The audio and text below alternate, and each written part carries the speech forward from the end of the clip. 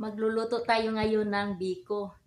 Ayan, yun ang latik ko. Tapos ito yung sweet rice. Tingnan ninyo yung sweet rice ko, guys.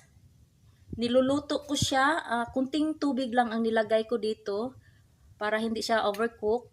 Tapos aantayin ko na magiging dukot sa ilalim. Tapos ito naman yung latik na ginawa ko.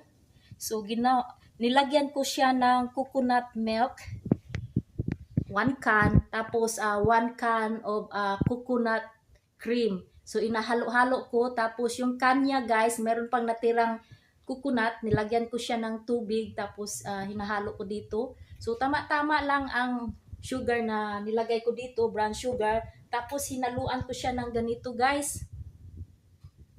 Tingnan ninyo, molasses. So maganda siya.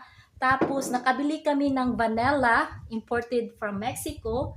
Nung sumakay kami ng cruise ship, bumaba kami sa Cozumel. So nakabili kami ng vanilla. Ito yun. So imported siya.